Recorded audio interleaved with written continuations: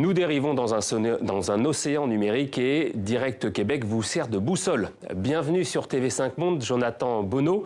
Vous êtes coordinateur du laboratoire en médias sociaux et numériques à l'Université de Québec. Et dernièrement, vous avez été l'un de ceux que la ministre de la Santé du Québec a consulté, c'est Danielle McCann.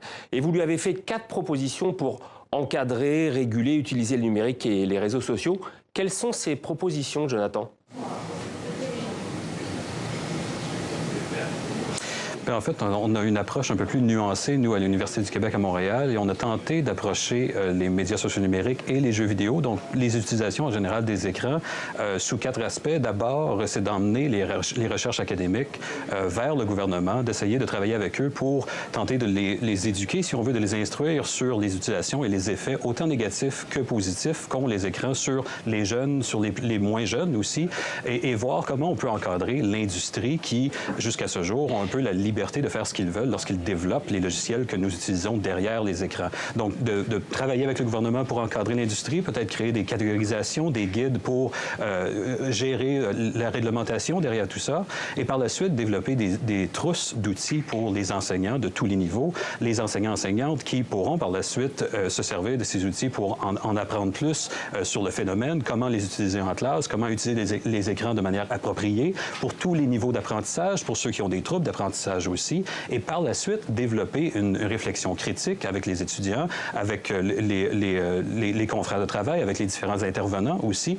Donc, une réflexion critique sur les usages des écrans de manière à ce que chaque citoyen puisse se poser les bonnes questions et non seulement apprendre à utiliser l'outil, mais connaître les effets de leur choix dans l'utilisation, leur choix de logiciels, de jeux vidéo, de type de jeux, de type de réseaux sociaux, et donc comment se partager ces données, comment utiliser à long terme, comment travailler avec un écran durant la nuit, toutes des questions qui travaillent sur le psychologique, le social et le physique, qu'on tente d'éduquer le citoyen ici au Canada et plus particulièrement au Québec. L'éducation, ça semble être votre maître mot, donc on comprend que la cible, c'est surtout les enfants. Mais qu'est-ce qui se passe avec les adultes qui sont tout autant consommateurs d'écrans et de réseaux sociaux, et souvent à leurs dépens ? Bien, en fait, les adultes ont été poussés, ont été lancés avec le développement de la technologie. De mon côté, j'ai été chanceux. J'ai fait partie de la génération qui a vu le développement, qui a grandi dans ce développement-là, qui a appris tranquillement à gérer les écrans qui devenaient de plus en plus présents. Ceci dit, la plupart des adultes se sont fait remettre ces outils, ces instruments dans leurs mains et se sont fait imposer de nouvelles méthodologies de travail. Et aujourd'hui, on voit une accélération sociale, on voit une pression à conserver ces écrans, à conserver les notifications près de soi, même durant la nuit. On a ces alertes qui sont constamment derrière nous. Le jeu vidéo est devenu une culture hyper populaire mondialement qui a dépassé la culture cinématographique et les produits littéraires.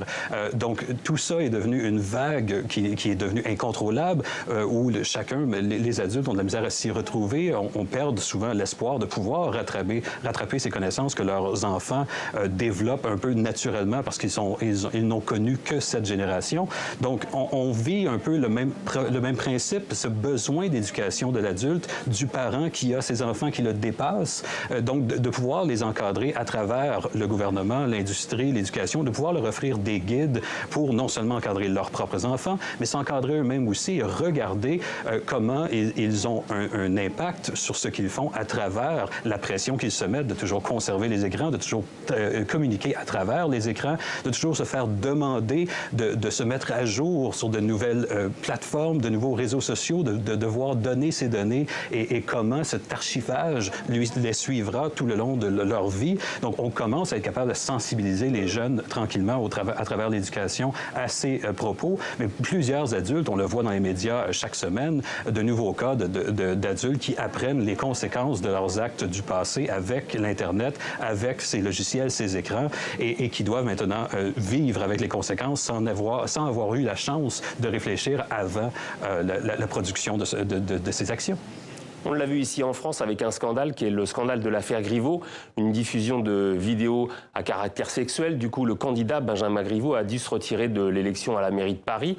Est-ce que vous diriez qu'il faut une hygiène numérique et du coup, est-ce que les gouvernements sont armés pour ça ou ils sont toujours en retard, que ce soit du point de vue de la légalité, de la moralité ou encore de ce qu'on appelle la liberté d'expression? Qu'est-ce que vous en pensez? Mais en fait, aujourd'hui, on vit malheureusement dans une situation technologique où l'industrie, la privatisation de cette industrie-là a le gros jeu, a le gros rôle, s'autogère, s'autorégule.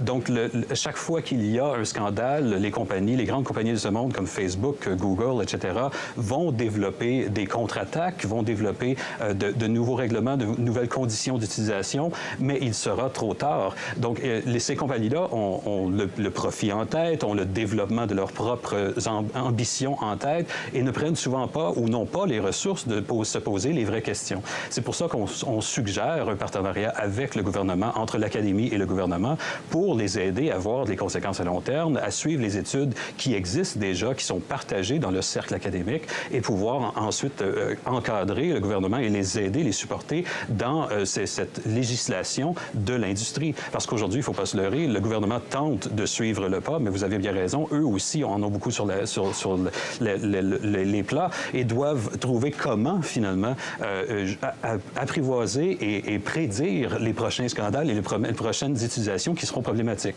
Donc, c'est un peu de ce point de vue-là que nous faisons dans nos laboratoires des tests biométriques, des tests des communautés qui sont créés à partir des logiciels, médias sociaux numériques, jeux vidéo, etc., et voir comment les contaminations, la toxicité, voir comment les dynamiques de pouvoir sont développées à travers ces plateformes. Et nous tentons de prédire et de prévoir un peu comment le design qui s'en vient dans les prochains mois, dans les prochaines années, pourrait favoriser finalement une croissance sociale positive plutôt que de se concentrer aujourd'hui sur une généralisation de ces écrans vers des problèmes physiologiques, des problèmes psychologiques, la violence, ces choses-là. Donc, nous tentons d'emmener cette vague-là vers quelque chose qui va nous aider non seulement à moderniser la société, mais bien à faire croître le citoyen dans ses valeurs, dans son éthique et dans ses morales d'une manière générale. Jonathan, vous diriez aujourd'hui que la révolution numérique qui nous a balayés, elle est plutôt positive ou plutôt négative ? Jusqu'à ce jour, on a vraiment une évolution qui a été technologique. Donc, nous avons une accélération sociale. Nous avons ce besoin d'aller de plus en plus vite, de gérer de plus en plus de tâches, de réduire les effectifs, de nous transférer vers des algorithmes, des automatisations. Donc, ça a eu des effets très négatifs sur plusieurs personnes, sur un épuisement professionnel, sur du remplacement de ressources humaines vers la machine.